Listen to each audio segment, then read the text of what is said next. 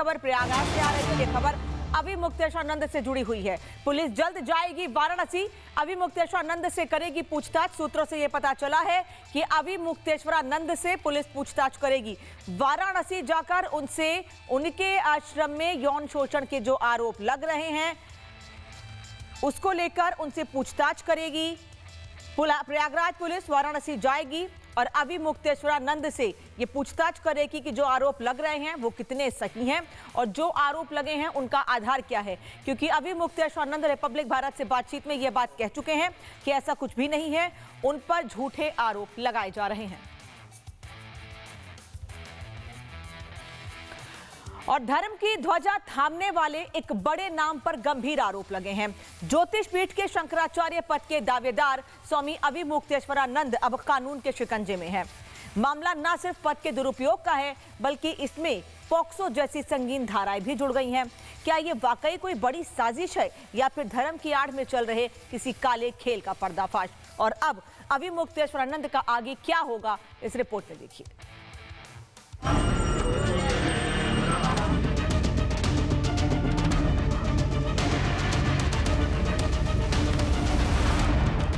संगम की रेती पर जहां आस्था का सैलाब उमड़ता है, वहीं से उठी एक चिंगारी ने अब पूरे देश के आध्यात्मिक गलियारों में आग लगा दी। स्वामी अभी मुक्तेश्वरानंद सरस्वती, जो खुद को शंकराचार्य कहते हैं, उनके खिलाफ प्रयागराज की विशेष पॉक्सो कोर्ट ने शनिवार को एफआईआर दर्ज करने का आदेश दिया है, जिसके बाद रविवार को उनके खिलाफ झूसी पुलिस स्टेशन में एफआईआर दर्ज कर ली गई। एफआईआर में शंकराचार्य के शिष्य मुग्धानंद का भी नाम है। पॉक्सो एक्ट की सुसंगत धाराओं के तहत अभियोग पंजीकृत किया गया है, जो कि अभी मुक्तेश्वरानंद सरस्वती एवं उनके शिष्य मुकुंदानंद ब्रह्मचारी व 2-3 अज्ञात व्यक्तियों के विरुद्ध पंजीकृत किया गया है। माननीय न्यायालय के आलोक में इसकी निष्पक्ष, विधिपूर्ण एवं स्वतंत्र इसकी गहराई से विवेचना की जा रही है। स्वामी अभी मुक्तेश्वरानंद पर इतने गंभीर आरोप हैं कि सुनकर रूह कांप जाए। 2 नाबालिग शिष्यों का यौन शोषण, 2025 कुंभ और 2026 माघ मेले के दौरान की घटनाएं, गुरु सेवा के नाम पर डराने धमकाने का आरोप। शिकायतकर्ता आशुतोष ब्रह्मचारी का दावा है कि पुलिस ने पहले इस मामले को दबाने की कोशिश की, लेकिन जब मामला अदालत पहुंचा तो जज विनोद कुमार चौरसिया ने सख्त रुख अख्तियार किया। अदालत ने साफ कहा, कानून से ऊपर कोई नहीं, चाहे वो भगवा चोले में ही क्यों ना हो। माननीय न्यायालय ने एफआईआर दर्ज करने के आदेश अभी मुक्तेश्वरानंद जैसे घिनौने कुकर्मी कालनेमी के खिलाफ और उनके शिष्य मुकुंदानंद के खिलाफ आदेश दिए हैं। और यह आदेश उन नाबालिग बच्चों के लिए, उन न्याय के लिए, उन न्याय के मंदिर में मिला है, प्रथम दृष्टया में न्याय मिला है। कोर्ट ने आदेश सीधा एफआईआर दर्ज करने के साथ साथ विवेचना प्रथम पायदान तक आदेश दिया है कि जो सीढ़ियां, जो पेन ड्राइव हमने साक्ष्य के रूप में दिया है, इसकी सारी तहकीकात करके न्यायालय को भेजे। अभी मुक्तेश्वरानंद ने इसे एक गहरी राजनीतिक साजिश करार दिया है। उनका तर्क है कि उनके बढ़ते कद को रोकने के लिए पुराने मुकदमों और झूठे आरोपों का सहारा लिया जा रहा है। धर्म की लड़ाई जिनके विरुद्ध हम लड़ रहे हैं, उनके पास हमारे प्रश्नों का उत्तर नहीं है, इसीलिए वो ये दूसरे रास्ते अपना रहे हैं और प्रयास कर रहे हैं कि डरा करके, धमका करके इनकी आवाज़ को चुप करा दें। अभी मुक्तेश्वरानंद खुद को पाक साफ बता रहे हैं, इसे साजिश करार दे रहे हैं और पुलिस जांच में सहयोग की बात भी कह रहे हैं। लेकिन जब मामला नाबालिगों से जुड़ा हो और कोर्ट खुद एफआईआर का आदेश दे तो चुनौतियां हिमालय जैसी हो जाती हैं। अभी मुक्तेश्वरानंद के खिलाफ एफआईआर दर्ज तो हो गई है और अब उनके ऊपर गिरफ्तारी की तलवार लटक रही है। संत समाज के साथ साथ आम आदमी तक ये जानना चाहता है कि अगर आरोप साबित हुए तो अभी मुक्तेश्वरानंद को कितनी सजा होगी। इस समय पूरे देश में शंकराचार्य के नाम पर स्वामी अभी मुक्तेश्वरानंद जी ने जो एक तरह का बंड बना के रखा है, ये सचमुच हिंदू धर्म के लिए एक चिंता का विषय है।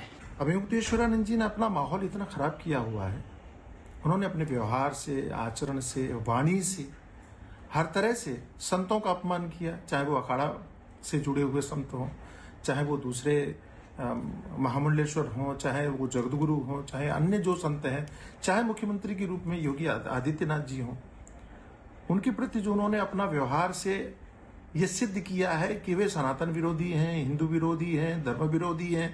उनका एक ही उद्देश्य है कि कैसे भी वो कांग्रेस का एजेंडा या सपा का एजेंडा या भाजपा के विरुद्ध जो एजेंडा है उसको कैसे चलाया जाए। इस तरह की क्रियाओं से उन्होंने अपनी छवि पहले से ही खराब कर रखी है। जानकारी के मुताबिक अगर आरोप सही साबित हुए तो उम्र कैद की सजा हो सकती है। एफआईआर में कौन कौन सी धाराएं हैं, जरा उसकी भी डिटेल जान लीजिए। बीएनएस की धारा 351(3) डर पैदा करना, दबाव बनाना, जिसमें 2 से 7 साल तक की सजा और जुर्माना है। पॉक्सो एक्ट की धारा पद का गलत इस्तेमाल करना। धारा 6, धारा 5I के आरोप साबित होने पर 20 साल जेल, उम्र कैद और जुर्माना। धारा 3, बच्चों के साथ यौन शोषण। धारा 4(2), धारा 3 साबित होने पर 10 साल जेल और जुर्माना। धारा 16, अपराध के लिए उकसाना। धारा 17, धारा 16 साबित होने पर 10 साल की सजा और उम्र कैद। ये लड़ाई अब सिर्फ एक एफआईआर की नहीं रह गई है, ये लड़ाई वर्चस्व और पहचान की भी है। एक तरफ शंकराचार्य पद की दावेदारी पर लगा प्रशासनिक ग्रहण है, तो दूसरी तरफ यौन शोषण जैसे चरित्र पर लगने वाले गंभीर आरोप। संगम की धरती पर शुरू हुआ ये कानूनी दंगल आने वाले दिनों में और भी ज्यादा आक्रामक होने वाला है और इस लड़ाई में सबसे ज्यादा नुकसान आस्था और विश्वास का होगा। Bureau report, Republic Bharat. और एक बड़ी जानकारी इस बीच आ रही है, पीड़ित नाबालिगों के भी बयान दर्ज किए जाएंगे। बता दें आपको कि पुलिस पीड़ित नाबालिगों के भी बयान दर्ज करेगी। अन्य सेवादारों से भी पुलिस पूछताछ करेगी। स्वामी अविमुक्तेश्वरानंद पर लग रहे आरोपों को लेकर एक तरफ प्रयागराज पुलिस वाराणसी जाने की तैयारी कर रही है, तो वहीं दूसरी ओर पीड़ित नाबालिगों के भी बयान दर्ज किए जाएंगे। अन्य सेवादारों से भी पूछताछ की जाएगी। वाराणसी में एक तरफ पूछताछ की तैयारी है अविमुक्तेश्वरानंद से, तो वहीं दूसरी तरफ पीड़ित नाबालिगों से भी पुलिस पूछताछ करके बयान दर्ज करेगी।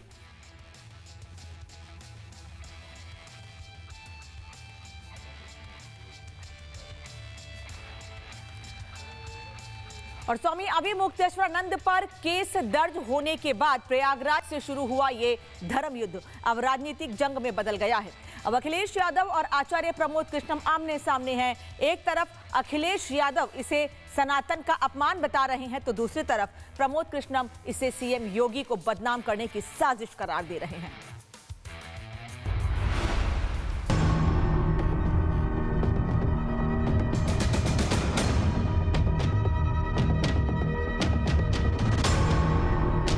लेकिन आप इस सीमा पर चले जाएंगे कि आप आरोप लगा करके इस तरह का घटिया आरोप लगवाएंगे आप। अविमुक्तेश्वरानंद जी पर आधी रात काशी में लाठियां बरसाना सम्मान था, तो उसकी संभावना इसलिए नहीं है क्योंकि ऐसा कुछ हुआ ही नहीं है। उत्तर प्रदेश की सियासत में इन दिनों भगवा बनाम भगवा की एक ऐसी जंग छिड़ी है जिसने लखनऊ से लेकर दिल्ली तक का सियासी पारा हाई कर दिया है। मामला है स्वामी अविमुक्तेश्वरानंद पर दर्ज एफआईआर का। कोर्ट के आदेश के बाद अविमुक्तेश्वरानंद पर पॉक्सो एक्ट के तहत केस दर्ज किया गया है, जिसके बाद धर्म और राजनीति का ये कॉकटेल यूपी की हवाओं में खुल गया है। एक तरफ सनातनी सम्मान की दुहाई है, तो दूसरी तरफ मर्यादा और संविधान की धार। जो कल तक मठ और मंदिर को सियासत का अड्डा बताते थे, आज वही मठों के रक्षक बनकर खड़े। जो कल तक कार सेवकों पर कार्रवाई को सही ठहराते थे, आज वही शंकराचार्य के अपमान पर सनातन की दुहाई दे रहे हैं। जी हां, हम बात कर रहे हैं समाजवादी पार्टी के अध्यक्ष अखिलेश यादव की, जिनका सनातन प्रेम अचानक 2027 के चुनाव के करीब आते ही हिलोरे मारने लगा है। अविमुक्तेश्वरानंद पर एफआईआर दर्ज होते ही अखिलेश खुलकर उनके समर्थन में आ गए। अखिलेश ने इसे साजिश बताया है। आदरणीय, पूजनीय, सम्मानित आदरणीय राम भद्राचार्य जी के बारे में बोलना नहीं चाहिए कुछ भी, लेकिन अगर उनका चेला है ये, अगर उनका ये चेला है तो मुझसे गलती हुई है। हमने कभी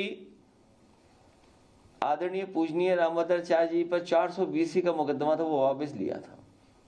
मुझे उन्हें जेल भेज देना चाहिए था। कभी कभी विचारों को लेकर के कुछ झगड़े हो जाते हैं, लेकिन अब इस सीमा पर चले जाएंगे कि आप आरोप लगा करके इस तरह का घटिया आरोप लगवाएंगे आप। अखिलेश की अविमुक्तेश्वरानंद के समर्थन में बयानबाजी सवालों के घेरे में। सवाल उठ रहे हैं कि राम मंदिर के प्राण प्रतिष्ठा समारोह का निमंत्रण ठुकराने वाले अखिलेश यादव आज शंकराचार्य के सम्मान के लिए इतने बेचैन क्यों हैं? आचार्य प्रमोद कृष्णम ने अखिलेश यादव की इस घेरेबंदी को और धार दी और उन्होंने अखिलेश को आईना दिखाया। अविमुक्तेश्वरानंद जी पर आधी रात काशी में लाठियां बरसाना सम्मान था।